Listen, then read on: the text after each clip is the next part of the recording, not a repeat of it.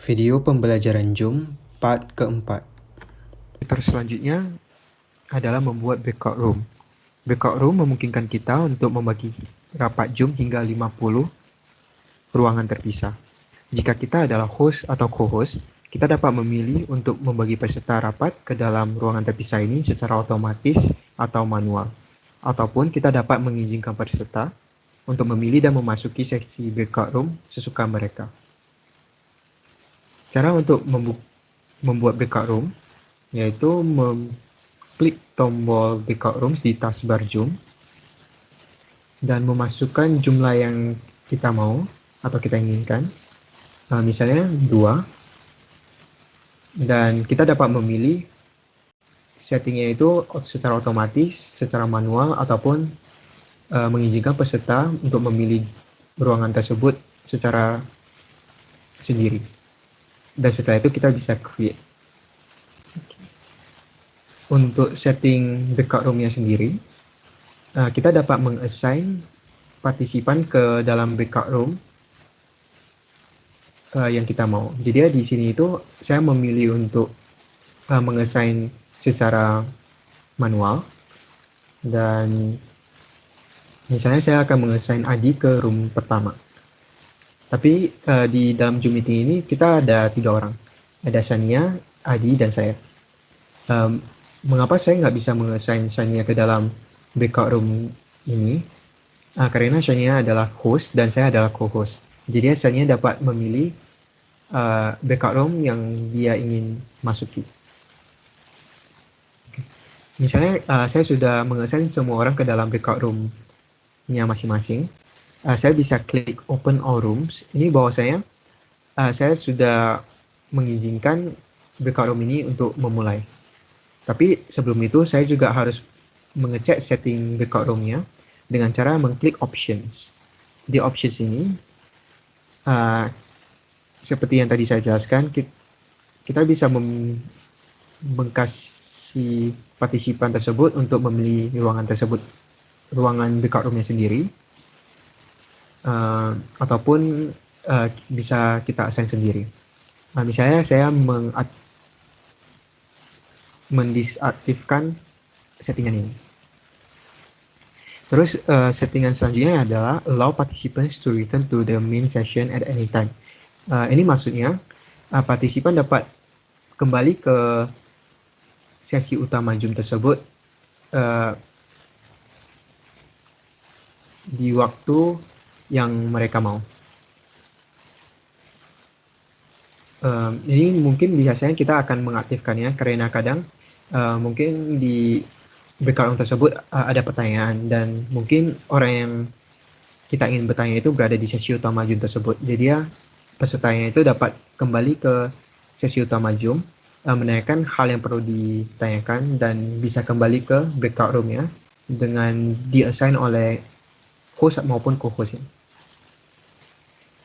Terus settingan selanjutnya itu adalah automatically move all assigned participants into breakout room. Kalau ini kita mau meng-assign partisipannya itu secara otomatis. Tapi karena saya mau secara manual, kita nggak usah tik settingan ini. Settingan selanjutnya adalah breakout room close automatically after 30 minutes. Ini kalau misalnya kita mau mengkasih waktu limit di breakout room-nya tersebut. Jadi ya kalau misalnya kita mengaktifkannya settingan ini bakal sesi breakout room ini akan mati sendiri setelah 30 menit. Dan kalau misalnya kita pengen dikasih tahu bahwasanya breakout room ini sudah akan mati, kita bisa klik settingan ini juga. Terus settingan yang terakhir ini adalah salah satu settingan yang paling penting buat host maupun co-host. Ini fungsinya itu mengkasih countdown kepada peserta Zoom untuk mengetahui bahwasanya sesi breakout room mereka itu udah mau berakhir. Biasanya itu kita mengasihnya itu 60 detik, tapi kalau kita mau men-setting 120 detik ataupun lebih cepat, kita bisa memilih keinginan diri kita sendiri. Oke. Misalnya saya menonaktifkan setting ini dan saya mengaktifkan setting countdown. Terus saya open all room. Setelah saya open all room, karena saya juga belum meng-assign diri saya sendiri, saya juga bisa join di breakout room yang saya mau.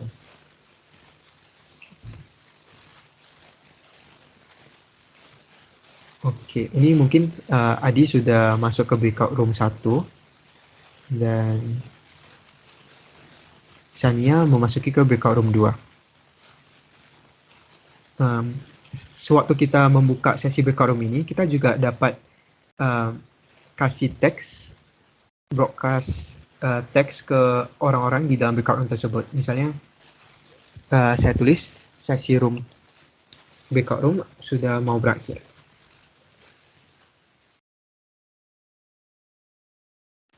Breakout room sudah